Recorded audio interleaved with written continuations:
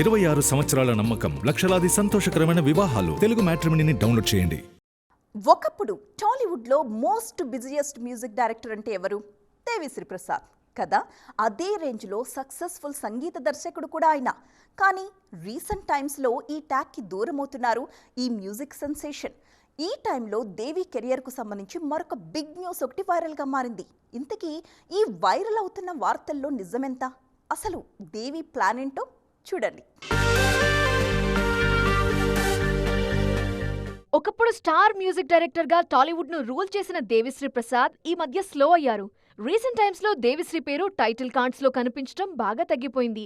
ఆయన మ్యూజిక్ చేసిన సినిమాలకు కూడా బ్యాక్గ్రౌండ్ స్కోర్ మరో సంగీత దర్శకుడు ఇవ్వాల్సిన పరిస్థితి క్రియేట్ అయింది. సుకుమార్ ఫస్ట్ సినిమా నుంచి దేవిశ్రీ ప్రసాదే సంగీతం అందిస్తున్నారు.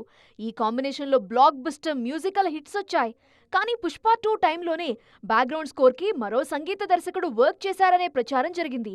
ఇప్పుడు నెక్స్ట్ ప్రాజెక్ట్ కి దేవిని పూర్తిగా పక్కన పెట్టేసి మరో సంగీత దర్శకుడితో సుకుమార్ వర్క్ చేయబోతున్నారు అనే టాక్ వినిపిస్తోంది. త్వరలో సెట్స్ మీదకు వెళ్లున్న RC-17 కోసం సుకుమార్ మరో సంగీత దర్శకుడితో ట్రై చేస్తున్నారు అనే టాక్ వినిపిస్తోంది.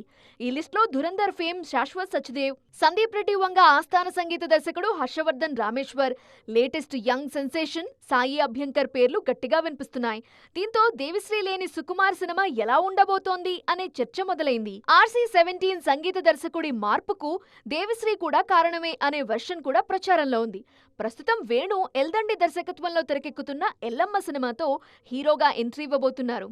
ఆ సినిమాలో నటిస్తూ భారీ ప్రాజెక్ట్స్ కి మ్యూజిక్ చేయటం సాధ్యం కాదన్న ఉద్దేశంతోనే సంగీత దర్శకత్వానికి బ్రేక్ ఇవ్వాలనే నిర్ణయం తీసుకున్నారనే టాక్ వినిపిస్తోంది.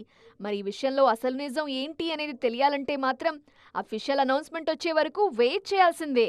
26 సంవత్సరాల నమ్మకం, లక్షలాది సంతోషకరమైన వివాహాలు. తెలుగు మ్యాట్రిమోనీని డౌన్లోడ్ చేయండి.